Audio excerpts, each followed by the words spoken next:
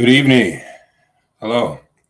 This is Every Day here with Holocaust Perspectives with another episode of I'm just talking. Let's talk a little bit about change. Okay. There's a lot of stuff that's taking place around us right now, and a lot of people are in influx. They don't really understand what is taking place or what the ramifications are. And I just want to share with you guys a little story. Okay. There was this gentleman that was walking down this country road. He had a blazer on, and he also had on a summer hat, like a straw hat, just to knock off some of the sun as he's walking down this road. And he had a destination he was going to, but he'd been on it for such a while that he wasn't sure how far he had to go, but he was getting a little thirsty. So he said to himself, the next time, or the next house I come up to, I'm going to stop and get my bearings, but I'm also going to ask to see if I can maybe get something to drink. So he continued on his path, and eventually in the distance, he saw a house. So as he got closer, he started getting a little excited. And when he finally got there, he noticed that there was a gentleman in a rocking chair smoking on a pipe.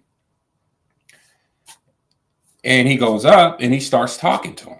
He introduces himself, tells him where he's going. And the gentleman on the porch turns around and says, "Oh, you got quite a bit of ways to go."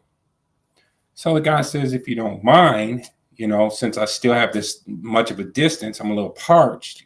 Can I get something to drink?" The gentleman says, "Oh, I have a well in the back. Go help yourself." So the gentleman goes in the back, puts his coat down on the side of the well, takes his hat off, drinks some water, cleans his neckline, opens his shirt, cleans his neckline, refreshes himself. And when he's done, he says to himself, it'd be really rude of me if I don't come around, if I don't spend a little bit of time with this gentleman, because, he opened his house to me. So he gets his jacket, he puts it over his arm, grabs his hat, and he walks around the front of the house. Now, he's leaning up against the porch as he's talking to the older gentleman who's sitting in a rocking chair smoking a pipe. Through the conversation, he hears a moan. He ignores it. A few minutes later, he hears it again. He's like, "What in the world?" Try not to be rude. It's not his place, that kind of thing. So he kind of ignores it. But finally, he hears it a third time. And he's like, "What is going on?" He turns around, and it's coming from this dog that's laying on the porch. He asked the old man, he says, I see you have this dog over here. And the old man says, "Yeah." And he says, "Why is he, and I'm hearing he's moaning. Why is he moaning like that?" Old man is rocking in the chair. He says, "Oh, he's just laying on the nail." The man stops. He says, "He's laying on the nail? Why don't he get up and move?" Old man in the rocking chair stops, leans forward, takes his pipe out of his mouth, and he says, "It's not hurting him enough." This is the situation that we're running into. The information is here. You guys feel it. You're seeing the change, but it's not hurting you enough.